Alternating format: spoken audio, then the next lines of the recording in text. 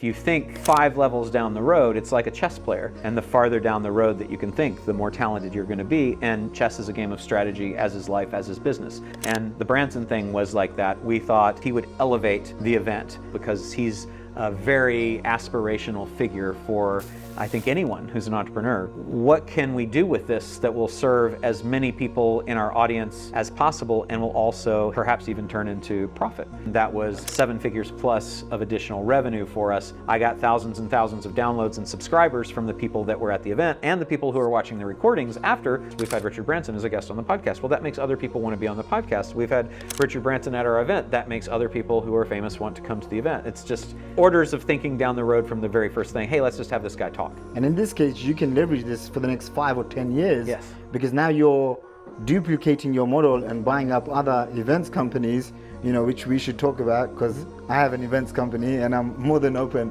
for a deal somewhere down the line.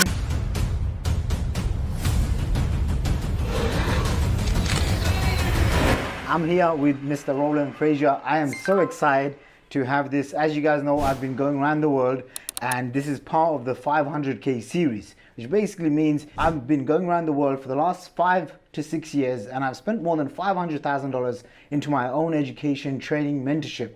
And now, on my next stage of my business growth, I'm finding the right mentors that's going to help me get to 9 figures. And so I've interviewed a handful. You've probably seen some of them. And today I'm so excited, Roland, because I've been wanting to do this podcast now for the last 9 to 12 months. And I just attended what I consider the most intensive 2-day mastermind event ever. So firstly, thank you so much, Roland. Thank you. Thanks so much for the 2-day intensive, because I've attended so many different events, but you've packed. I was telling my friend Kieran next to me, I was saying this should have been like a 5-day event, and you could have probably done this over 5 or 7 days. It's going to be 3 events going forward. It'll be 6 days, 3 2-day events. Okay, because there was lots of stuff we didn't even get to. Yeah, and it was just absolutely intense. I've never experienced all of that. Well, I've never come across someone that has so much insights on leveraging, on growing, on scaling, on selling. So my first thing is, how on earth, what's been that progress for you to attain all of that wisdom and knowledge? Well, 2 things before we start. First, I want to compliment you on your cool shoes. Oh, thanks. And then second, I was thinking, and the audience hopefully will support me in this, maybe you make this $1 million adventure. You give me $500,000 now. For the podcast, and then it's $1 million adventure. Even better, it's twice as good. No, I'm just kidding. Okay, what's the process to accumulating all the knowledge? Is making a tremendous number of mistakes, failing a tremendous number of times, and all kinds of difficult, painful lessons along with the joy and the successes. And I mentioned when you and I were talking earlier, I'm a voracious consumer of information. I think trying to network and get with as many smart people as you can and hang around with smart, successful people who are actually doing things that you can learn from is important, and always being hungry for knowledge that is then put into action. And in terms of, obviously you made lots of mistakes. I got to compliment you on something else, which was, I've never seen a speaker have so much fun because it was almost like every other topic you covered, you went, ha ha ha. I was telling my wife, she goes, does he really laugh like that? I said, yeah, he's got a really weird laugh, and he really seems to enjoy what he's talking about. And so in terms of, we're talking about scaling. Obviously, this event was all about leverage, growth, scaling. When someone is starting out from, let's say, 0 to 6 figures, what would you say is the core skill that they need to develop? And what is the 1 to 2 mistakes that they make that you see entrepreneurs doing? I think the biggest challenge that I see people doing is waiting to get ready, getting ready to get ready, right? Getting ready to do something as opposed to doing something. So it's easy to spend your time doing the easy things, like, especially when you're getting started, like designing a logo and getting your business cards and setting up your corporation or whatever. It's hard to actually get out and make a sale. And so I think that hard activity is the thing that you should do first. They do the easy stuff first, you should do the hard stuff first. Every day they say that you're in the best position to accomplish the most in the morning. Do the hard stuff in the morning, do the easy stuff in the evening. And same thing in your career. Do the hard stuff at the beginning, and then you can focus on the easy stuff. That to me is the first biggest mistake, and the second biggest mistake is being undercapitalized. That people go into business and they don't realize how many things that they think are going to go perfectly are not going to go perfectly, and it takes at least enough money to make things go to anticipate some of those failures that are bound to happen. And so why is investing in oneself key? What's the significance, and why would you recommend someone should be investing in themselves when it comes to events and masterminds and leveraging people like yourself so that they can get ahead? Like, what would you say are the main benefits? I think that the insights that you gain from talking to other people help you to multiply the speed at which you're able to develop, both as a business person and as a general human being, so much faster than if you have to do everything yourself. It's as if you had to invent and build all of the things in this room. If you had to make this TV and know how to do that, if you had to know how to make this table, if you know how to make this camera, not alone, let alone work it, right? Yeah. But you get to have the knowledge of many in one sitting when you're sitting in a mastermind with people. You get to have the mentorship of someone who's already made the mistakes and put in the time to have the experience when you are mentored. And you get to take something that has already been honed and optimized and proved to be successful when you use a model. So if you combine mentoring, masterminding, and modeling, then to me, you are harnessing the knowledge of thousands or millions, and you're compressing the experience curve that you would otherwise have to take and invest your time in into such a finite period. Whereas if you didn't do that, it could take you years, or you might never learn it all, right? And you guys should just rewind and watch that part just again. In terms of when you were starting out, and this was probably only 10 years ago. I'm only 25, so let's see, that was... No. So when you were starting out X amount of years ago, what was the mistakes that you made? And then when you made that mistake, how did you overcome it? Mentally, psychologically, what was the process?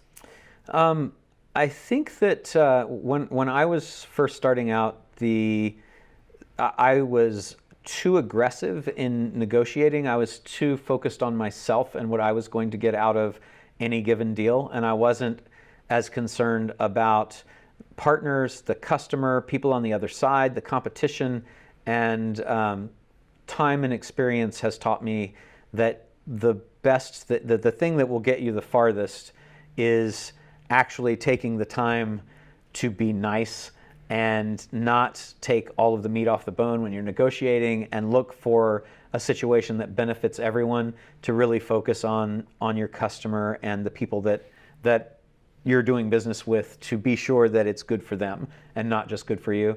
That to me would be the single biggest thing that I think I've learned, and the single biggest mistake that I made when I was starting out.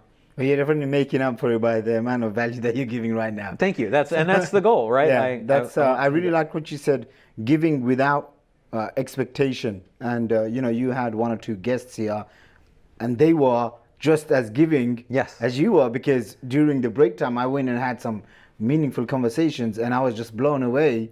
There was a person here that you had doing $300 million a year, very openly. Here's my phone number, here's my Skype, whatever, here's my email address. And I was looking at him thinking, what?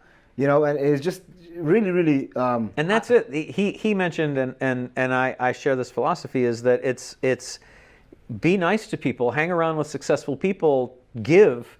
And so he just happened to be in London when he saw that I was doing this, and he said, "What are you doing?" And I said, "I'm here, you should come." And he's like, "Okay, I'll come." And he gets nothing out of that other than the benefit of being here. But I'll tell you what, because he's smart and he did give a lot of value, it's very likely that people will follow up and that some deal might come, or they'll introduce him to somebody. So it's the most evil, scheming, manipulative thing you can do, is to be nice to other people. It's just a wonderful thing. I like it. So we covered, say, 6 figures, lessons to learn, mistakes. What about your first 7 figures? It wasn't really any different for me. He pointed out, he thought that the first was hard work and the next million was mindset. And I think mindset is really, really critical. I couldn't track to a thing that said, oh, I had a big breakthrough and this is when I knew I could make $1 million. I didn't find it, that doesn't sound good. I'm not going to say that. I'm going to say I didn't find it that hard, but actually I should say that. I didn't find it that hard because I didn't know I couldn't. So I think that I was too stupid to realize that it was hard to do that, and therefore I just kept going forward and doing that. But I've always looked for leverage, even from when I got my real estate license, saying I don't want to go out and do onesie twosie houses. I want to find developers that have multiple houses. So I'm always about the leverage. And so I think because of that, it was easier for me to do because I didn't have to learn that leverage and partnerships was necessary because I've always liked partnerships. I like people. So that's a little different. But that would be, I guess that would be, if I had to say, the distinction that happened somewhere along the way was rather than doing everything myself, I went and got partners. And I went out and partnered with other people, not only in my business, but outside too, like partners that would help the business, even though they didn't have an ownership interest. So I really appreciate that because, one of the reasons why I came here, and I told you, I've been very fortunate to generate multiple 8 figures. But even at that stage, I'm just being very transparent. I came in and the first thing I said in front of everyone, which is, the truth is, I'm just feeling very demotivated.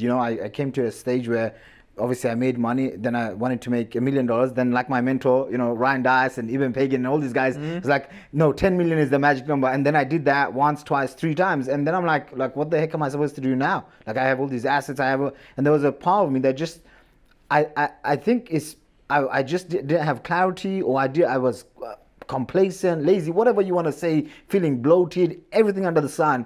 And here, it's almost like I've just been re-energized because I'm like, wow, like almost like 90% of the things that you shared, I had never heard of any of those things. I mean, unbelievable. Even the stuff on leverage, how the leverage from Richard Branson's podcast.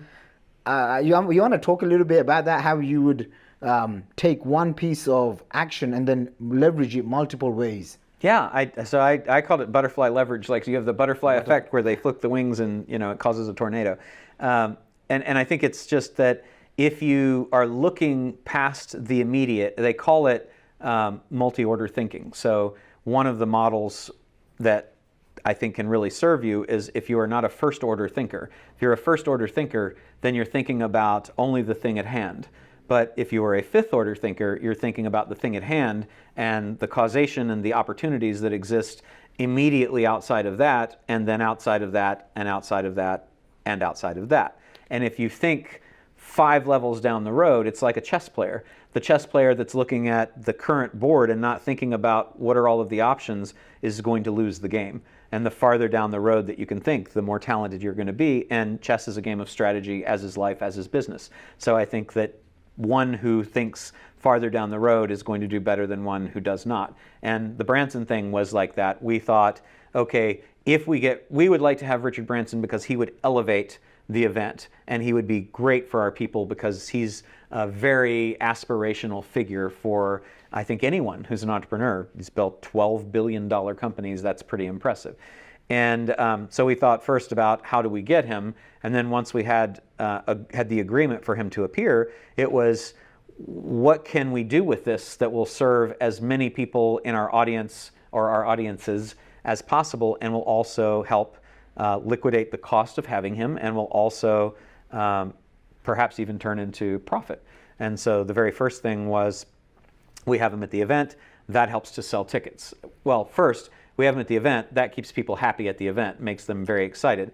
The second thing was that it'll probably help us sell tickets. The third thing was if we know that it might help sell tickets, how can we specifically have it do that? And that was by having everyone sending out a picture with the speakers that were speaking and Richard Branson and the other speakers underneath them saying that these people were a featured speaker, and then they would be on stage clearly with these amazing people. That made everyone say, oh, we should send that out again. That was 7 figures plus of additional revenue for us that we know specifically we wouldn't have gotten had we not had Branson there. Then we said, okay, what's going to happen, how is that going to be executed, and he likes to be interviewed more than he likes to just give a speech. So we decided, I have the podcast Business Lunch, I'll interview him for that, and then we'll do that as an interview, not just at TNC, but an interview for Business Lunch on the podcast.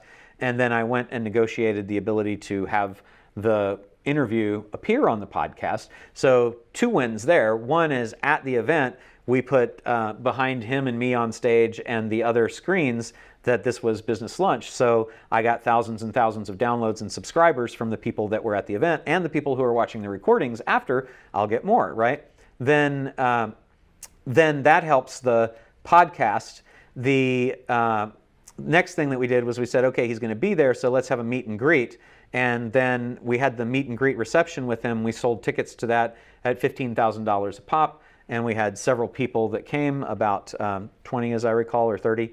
And that generated tremendous income and actually generated enough for us to pay the donation to Virgin Unite, which is what's required to have Sir Richard Branson come out.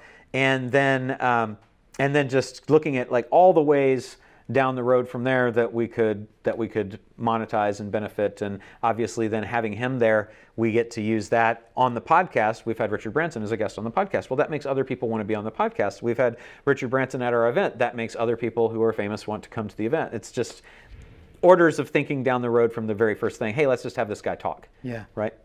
Actually, that was one of the big takeaways I got from here as well, which is, how do you take an action today and then think 5 steps or 10 steps, and in this case you can leverage this for the next 5 or 10 years. Yes. Because now you're duplicating your model and buying up other events companies, which we should talk about, because I have an events company and I'm more than open for a deal somewhere down the line. We've done over 150 events and masterminds all over the world in all the different countries.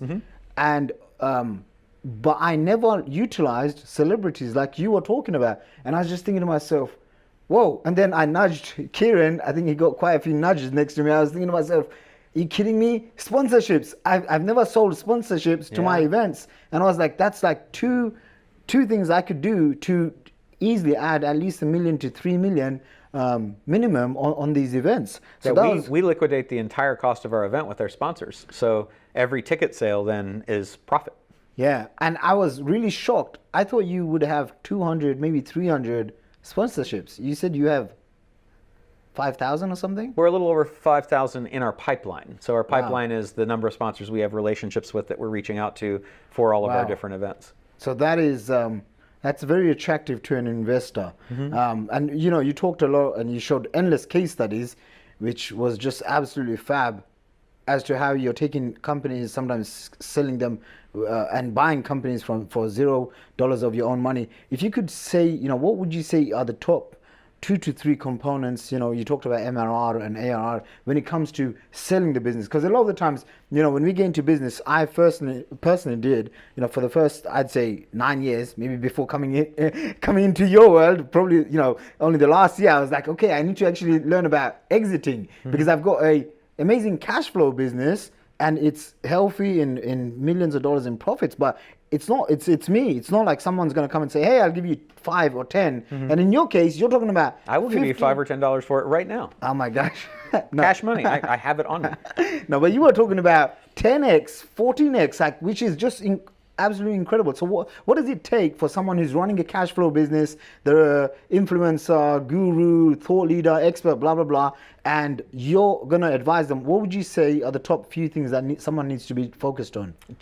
In terms of exiting a business? Yeah. The very first thing I think is that the business can't be you. You need a brand that is independent of yourself. A lot of people start out a business, particularly in if they're speaking or training on something or e-learning, that it's their brand. So Tony Robbins is the brand with Tony Robbins, right? That's a challenge. And how do you build a brand outside of yourself? That's the very first thing, to be sure that you actually have a brand that sits outside of you. Then you have to imbue it with a personality. And we have a process for doing that called the Character Diamond that develops the brand to actually have the same attributes that a character in a movie would have. And we know that there are 4 different points for a character in a movie to be a successful character. They can't be perfect all the time. They have to have a fault. They have to have something they'll live or die for. They have to have a quirk, right? That's what makes a character interesting and multidimensional. And so that, I think, is important. Then having a culture is becoming more important. Developing a customer experience is very important. Having a competitive advantage that creates a moat that stops other competitors from being able to come in. Having a unique value chain that delivers value to the customer throughout. And then you get into kind of nitty gritty. It's better if you have good accounting and good legal, so that the documentation, there's commercial due diligence, legal due diligence, financial due diligence, CDD, FDD, LDD, right? You've got to have, you're going to go through that when you sell. So knowing that that's coming, you need to have your act in order going in. So your entity documents formed and up to date, your employment agreements, all that sort of stuff. No litigation, taxes filed, proof that taxes are filed.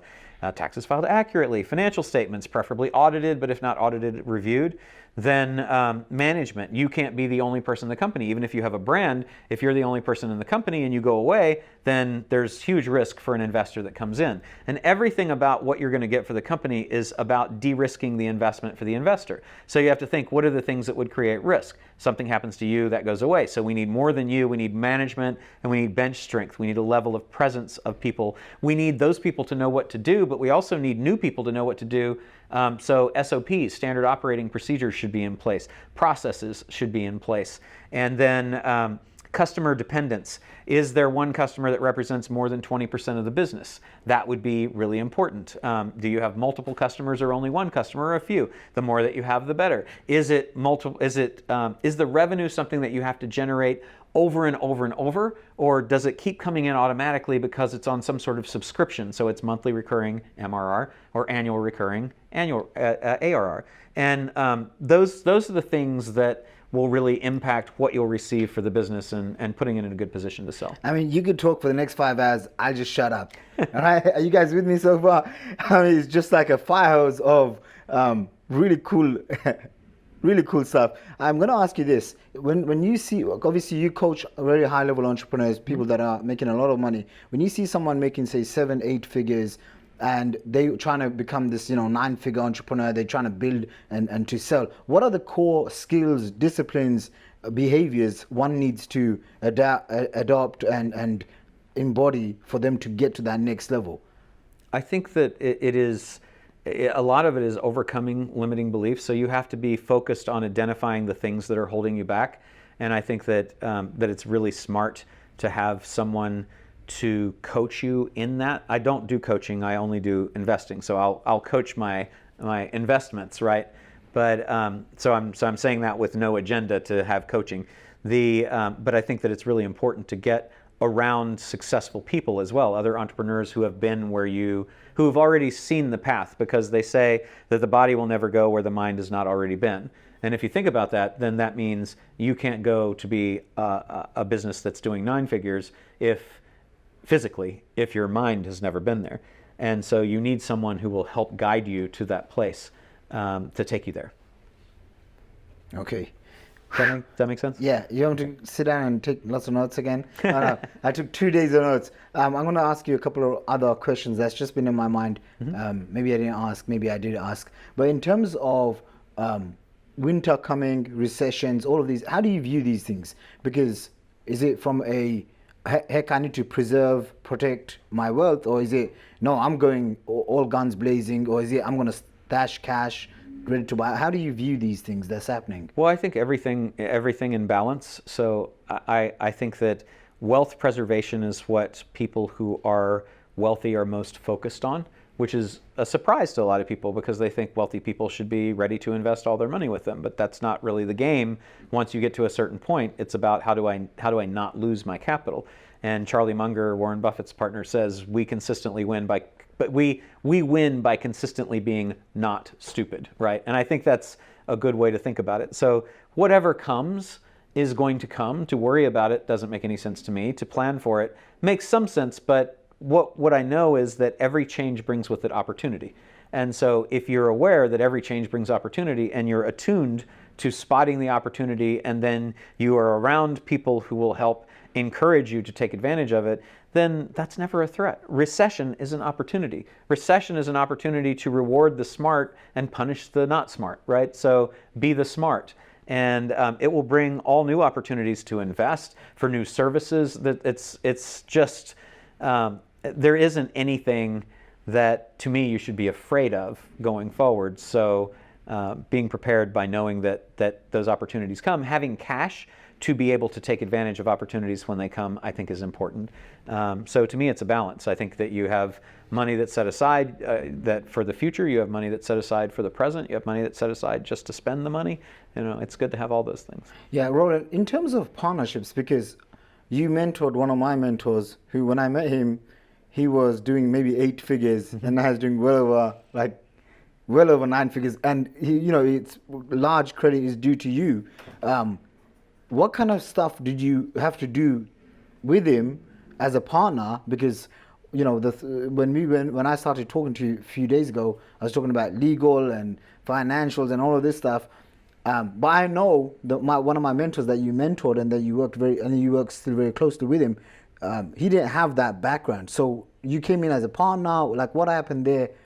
I helped. I advised for a few years, just kind of helping out. No, not in a formal or paid relationship. And when an opportunity came for me to be able to invest, then he suggested that I come and do that, and I did, and that's that. And so I have brought the experience that I have in business into his business, which he's a super smart guy. He just hadn't been exposed to a lot of the business side, and obviously wasn't trained in accounting or law like I was. So there was a good mix of skills, which is what makes a good partnership. You don't want to bring somebody into a partnership that's just like you, because that's going to be that, right? You want to bring somebody that has complementary skills. So do you recommend, say, for example, myself, and this is where the selfish part of me comes in, because this advice is purely for my nature only, and for people looking to scale to 8, 9 figures. But would you recommend someone like me, should I go and learn accounting, taxes, legal,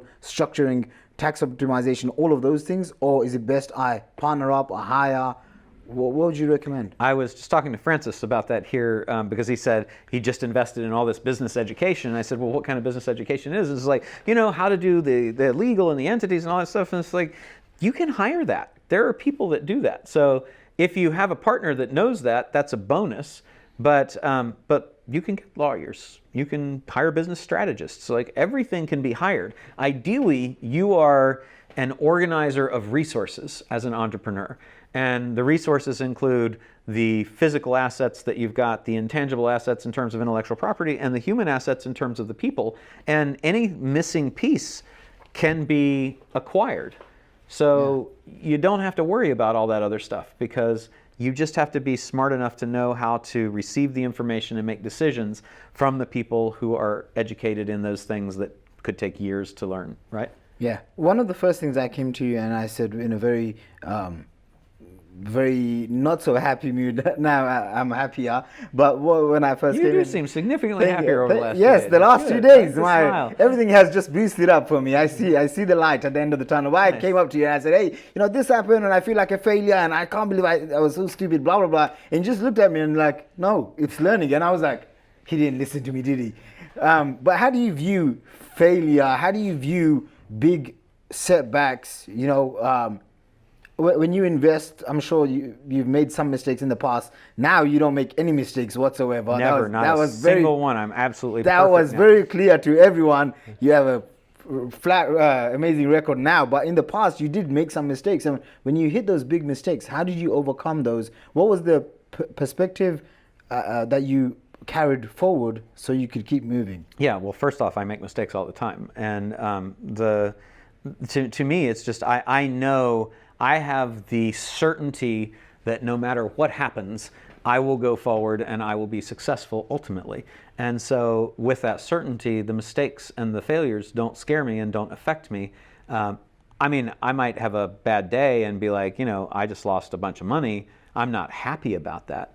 But I'm also, that's just part of the day, right? I have so many other things. And I think the fact of actively practicing gratitude, which sounds woo-woo, but I think in the morning, what are the 3 things that I'm going to be grateful for today? And I'll pick something that you might not think that you would pick, that you just take for granted, like I can walk, because a lot of people can't. I can see, because a lot of people can't. And that sounds Tony Robbins-y, but to me, it's really important because it puts in perspective that it doesn't matter.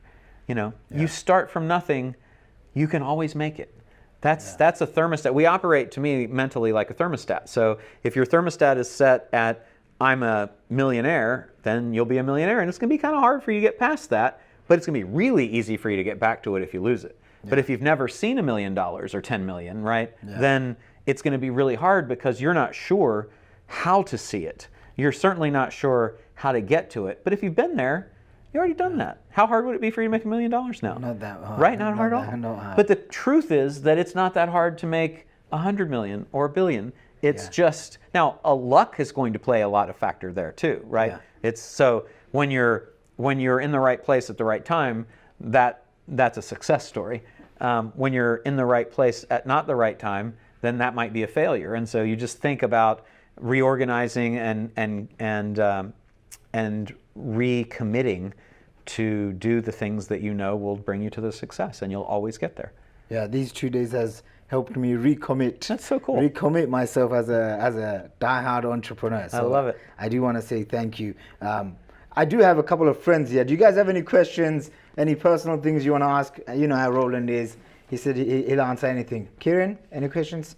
I wouldn't say questions, but I would again say thank you for the past 2 days. You're welcome. It's really kind of expanded my thinking, and really amazing 2 days. Yeah. Fantastic. Yeah, we got a couple of guys behind. They're just dancing up and down.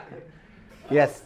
I'd say the same. It's like really opened my mind. Like this was like the block I've always had because, like I say, we know marketing, we know sales, but we never know the business side because we never studied it. We just came across marketing, so it's good insight and looking to develop it more. So thanks again. You're welcome. Yeah, I was outside. I was talking to Alt here on the camera, and I was like, if I knew this 5 years ago, I'd be at least like $10 million, $20 million cash richer. I'm like, where the heck has Roland been all my life? But so thank you so much. And this is pleasure. super important that, because even in today's marketing world, business world, everyone's so obsessed with like Instagram and looking perfect and all of this stuff.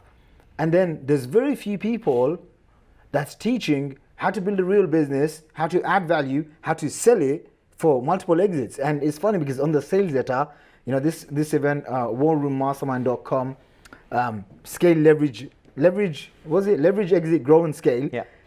On it, it said something along the lines of, very few people know this information, and even fewer people teach it. Mm-hmm. And at the end of 2 days, I came up to you and I said, Roland, you were advertised exactly on the tin.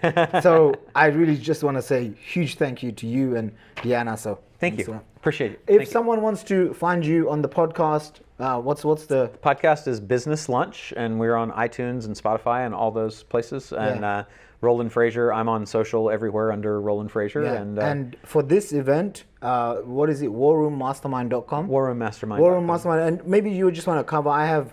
I'm going to send this out to my own mastermind members. I have about 150 of them at my high-level inner circle mastermind. So if you guys are in America, and they just launched in UK and Europe, which me and some of my friends are going to be joining. So what's War Room about? Maybe just give like a 2-minute. It's really just, it is a collection of entrepreneurs who are getting together to double and triple their business, to figure out how they're going to get back. But I mean, more than anything, it follows those 3 M's. It's to mentor each other, to give, to mastermind with each other, to talk about what's working and how we can do better, and to find the models that are working so that we can replicate them and increase our success. Yeah. Well, go ahead. There should be links down below. If you're listening to this on the podcast, go to shakir.com/podcast and it will redirect you. Roland, thank you so much again. Thank you. Appreciate it. You guys, I'll see you soon. Bye for now.